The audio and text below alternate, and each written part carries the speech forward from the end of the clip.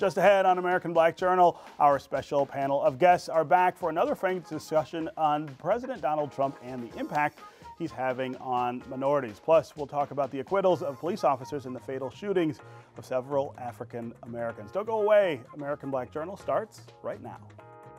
American Black Journal is funded by the W.K. Kellogg Foundation, a partner with communities where children come first. How does diversity bring energy to us all? At DTE Energy, we believe that it's the contributions of all that build great communities. As a company, we grow stronger by welcoming the unique perspectives of everyone. As community members, we support our state's broad culture and heritage. From working closely with women and minority-owned suppliers to embracing our local cultures, DTE Energy is powering diversity. The DTE Energy Foundation is a proud sponsor of Detroit Public Television. Masco Corporation is proud to manufacture innovative and environmentally friendly products for the home. Delta faucets, craft-made in Merillat cabinets, and Behr brand paints have all been designed with you in mind. Masco and its family of companies, serving Michigan communities since 1929.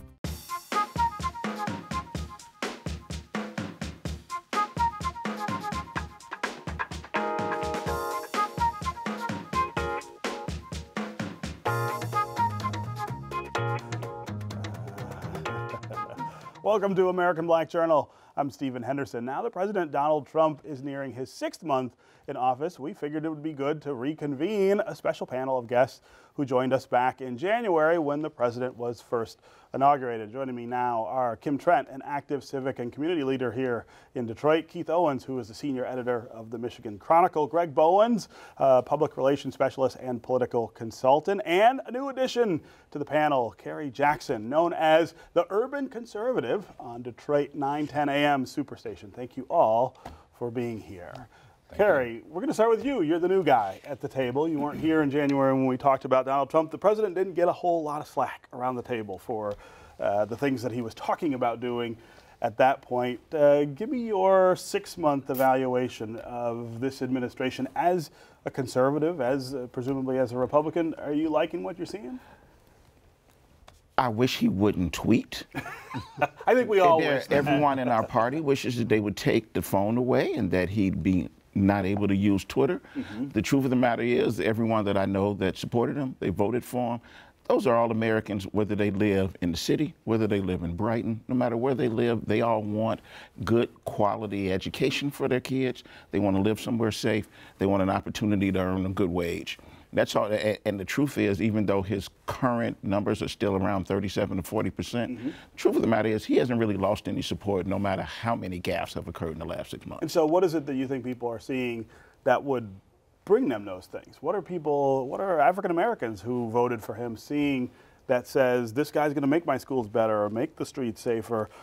Give me more economic opportunity. He appointed someone in charge of education who has for years put her heart, her soul, and her money into making sure that African American kids in Detroit receive a quality education.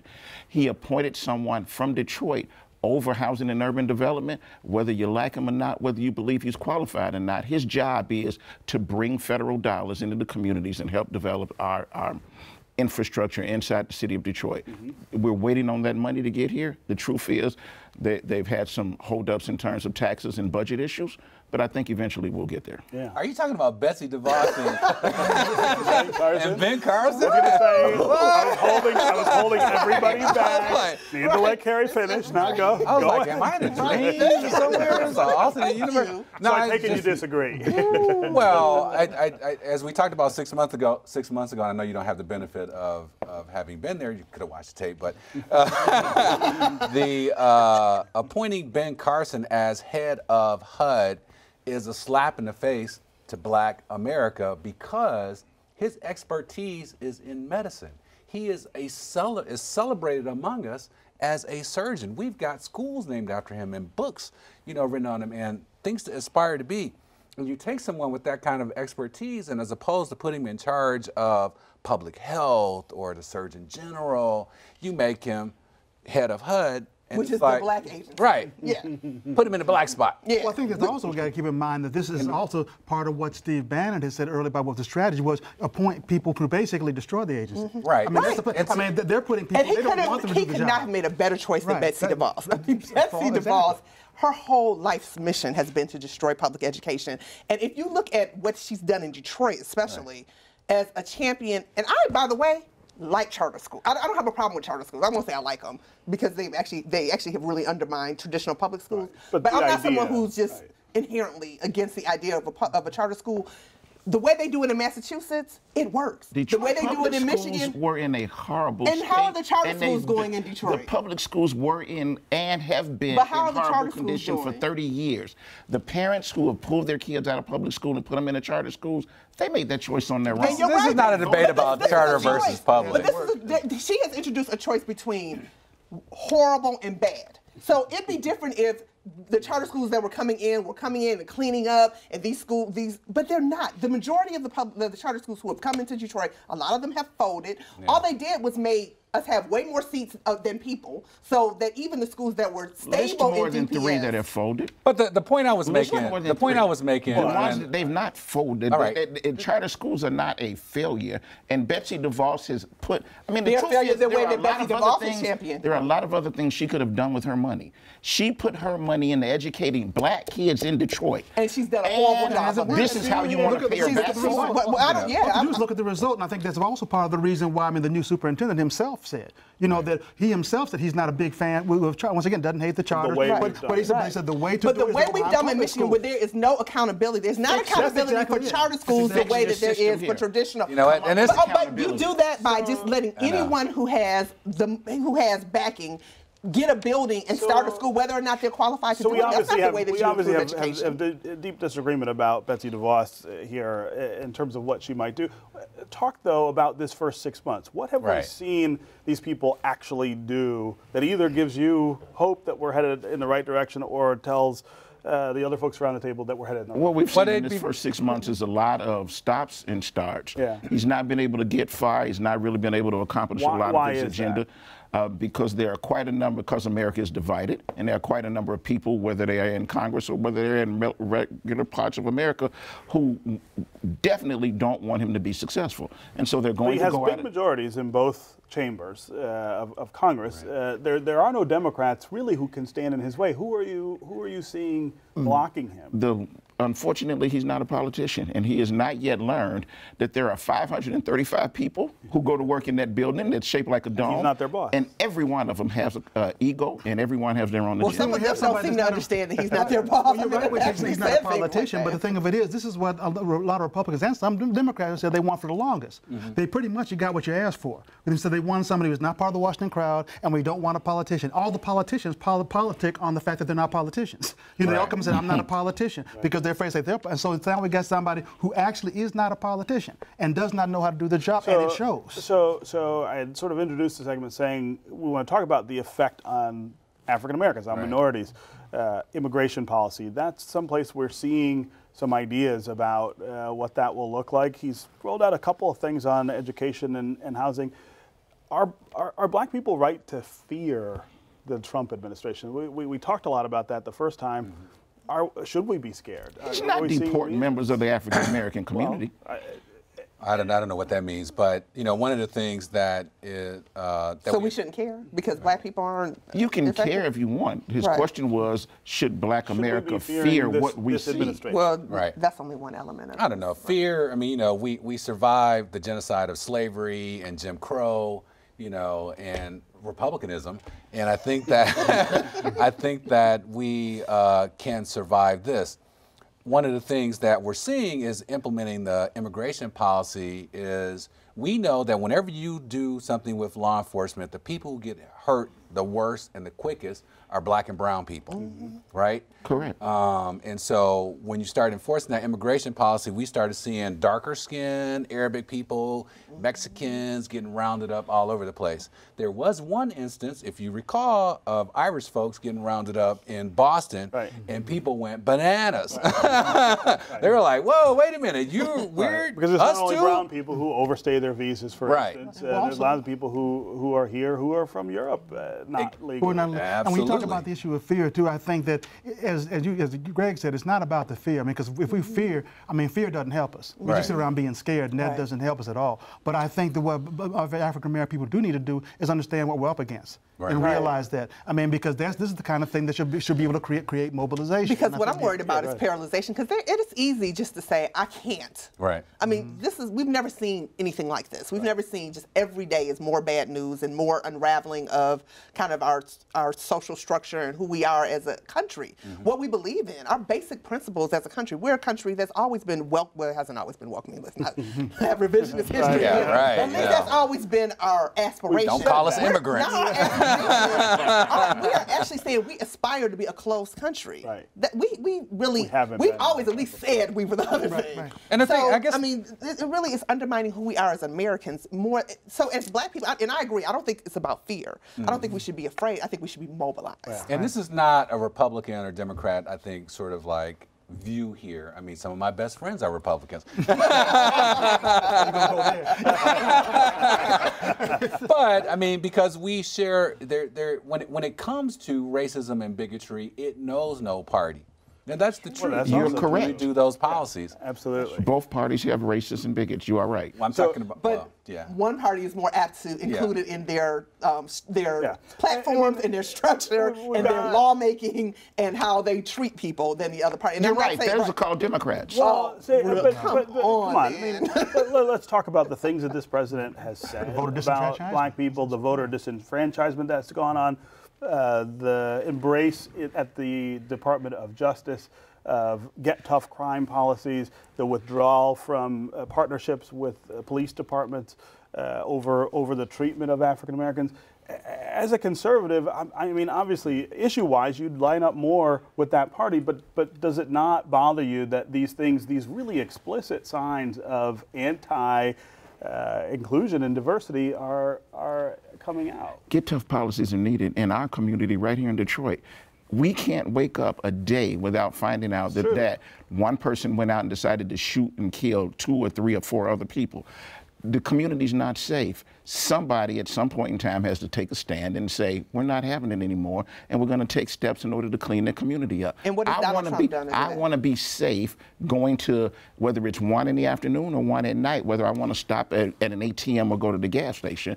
And at some point in time, we're going to have some more money so that we can have we can expand on the amount of law enforcement. Right, but we're talking, but it's not, and you know this as a defense attorney, it's not just, or someone who's been a defense attorney, it's not just a matter of law enforcement. Right. What we've tried to do over the last 30 years or so is do things on the front end so that people don't have to turn to crime, to build communities, to help people get jobs, to help people get better educated. This is a president who has said he's going to take down our civil rights department at the education department, that he's going to significantly decrease the civil rights enforcement in the Justice Department. Everywhere that he can, where he can send a signal to certain people who voted for him that he's going to unravel the civil rights agenda and civil rights kind of policies that we've had in our country. He's done it. I don't want to get us too far ahead. Our next segment is going to be about policing and the African American community. So that's what we're going to do next, talking about the acquittals of police officers in several fatal shootings of minorities. But really quick here, let's take a look at a 1979 Detroit Black Journal interview with Black Panther founder Bobby Seale. The struggle in this country, the total movement, it's happened in such a way that, well, I can say this here, the power structure got very slick about early 1970s. See, the power structure learned that over a 12-year period, they attacked the civil human rights aspect, they attacked the political revolutionaries, they attacked even the anti-war movement aspect, and the more they attacked, the more and more support we got. They got slick and realized suddenly that, let's stop attacking. And suddenly one day, if you notice, there were no more attacks against any aspects of the movement in this country in the early 70s. That's one thing that's happened. That's what began to take the tide of the struggle in this country to what you call a low tide. Myself, in July 1974, I resigned from the Black Panther Party. And I told Brother Hugh, I said I was going to resign in about 3 to 4 months.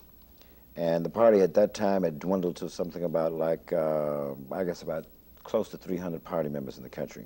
That's down from, say, 10,000. Down from 10,000. It peaked 10,000 in 1969. In 1969, before I was arrested, put in jail, before the Chicago conspiracy trial occurred, before the murder trial that occurred in New Haven, where I was put up there, at that point, that was a heavy peak of the Black Panther Party.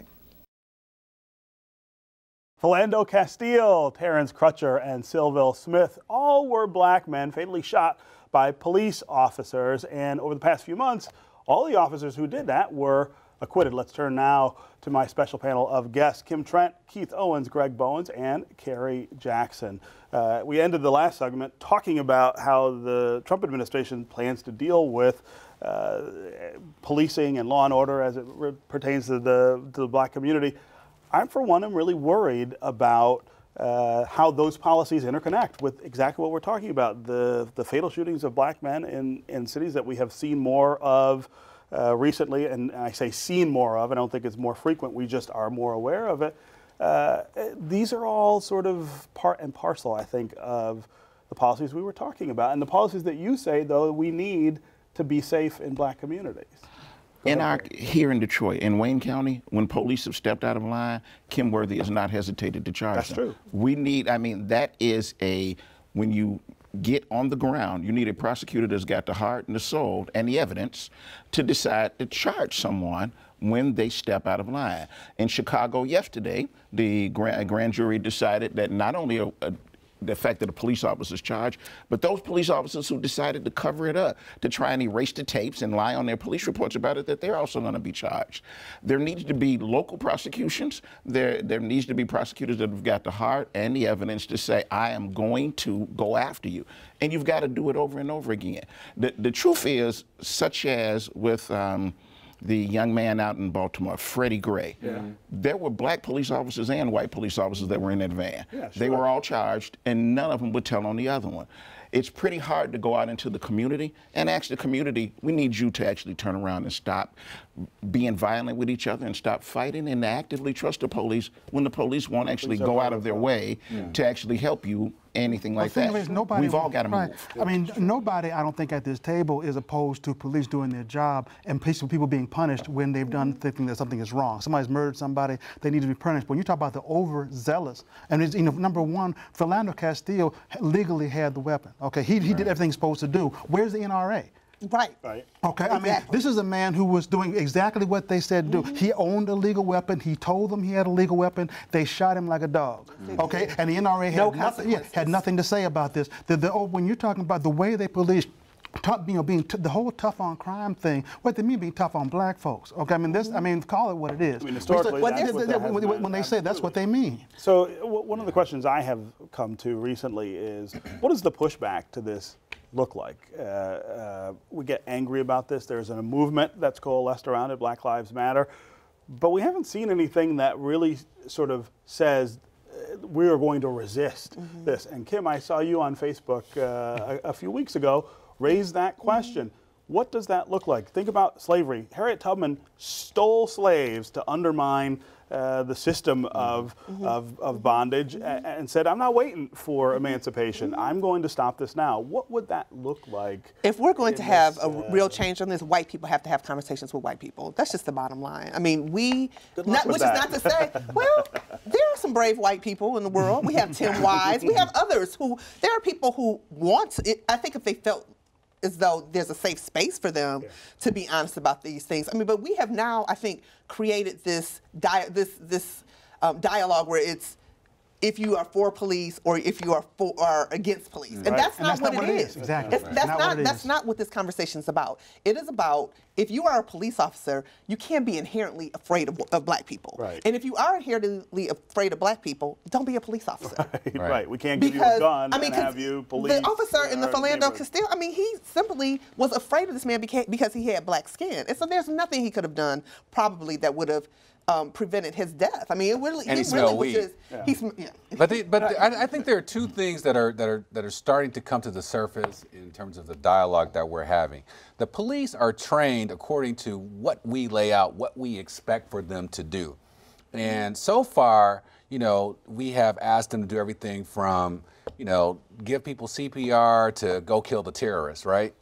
And in order to do this crime fighting thing, we've asked them to get so many hours of training in shooting their weapon to qualify and keep their license. Yeah. We need to start having more discussions about adding de-escalation techniques as part of still being able to qualify for your license.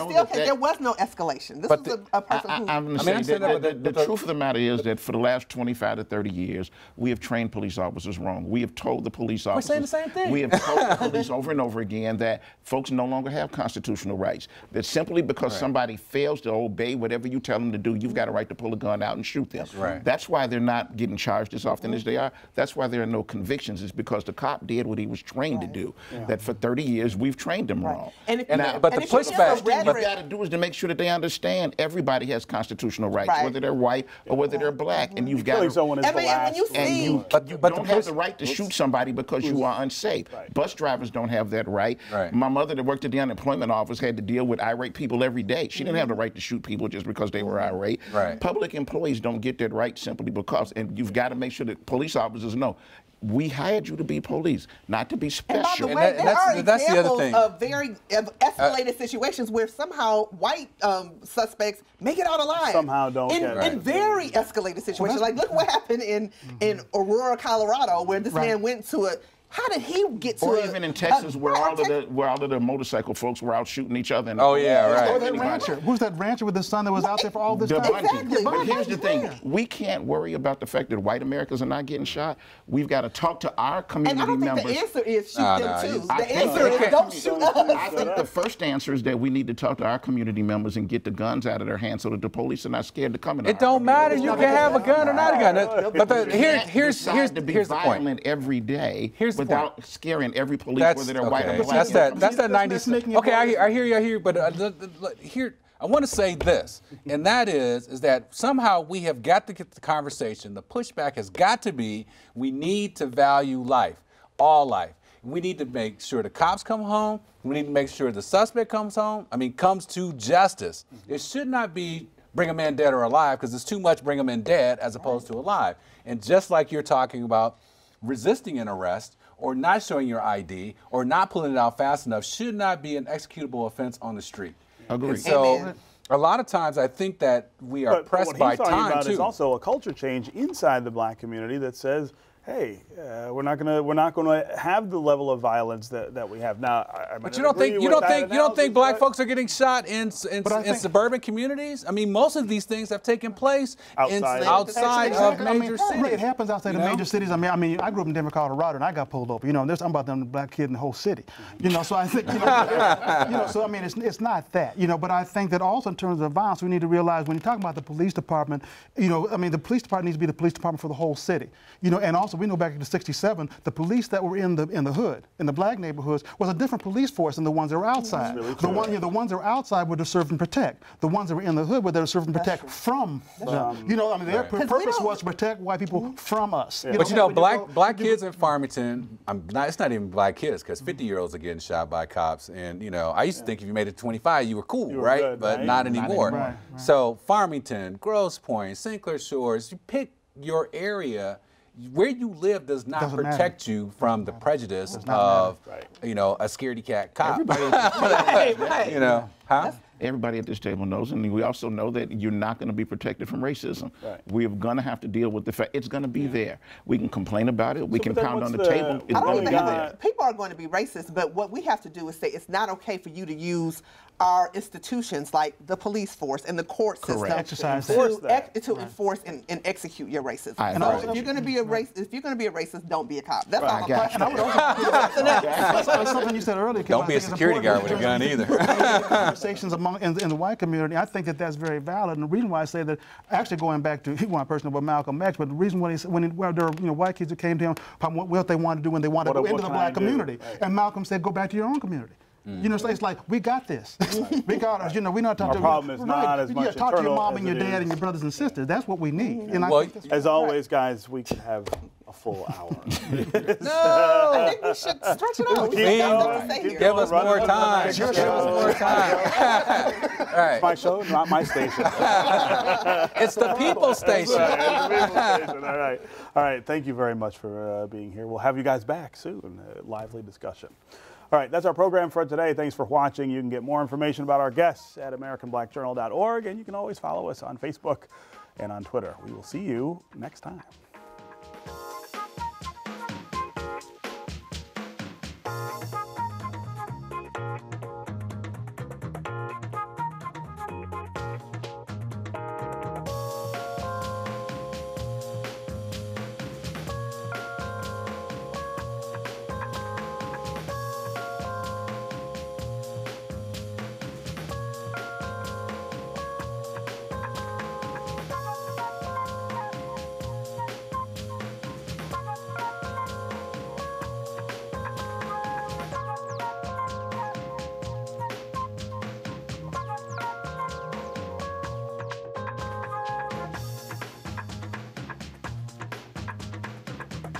American Black Journal is funded by the W.K. Kellogg Foundation, a partner with communities where children come first. How does diversity bring energy to us all? At DTE Energy, we believe that it's the contributions of all that build great communities. As a company, we grow stronger by welcoming the unique perspectives of everyone. As community members, we support our state's broad culture and heritage. From working closely with women and minority-owned suppliers to embracing our local cultures, DTE Energy is powering diversity. The DTE Energy Foundation is a proud sponsor of Detroit Public Television. Masco Corporation is proud to manufacture innovative and environmentally friendly products for the home. Delta faucets, craft-made in Merillat cabinets, and Behr brand paints have all been designed with you in mind. Masco and its family of companies, serving Michigan communities since 1929.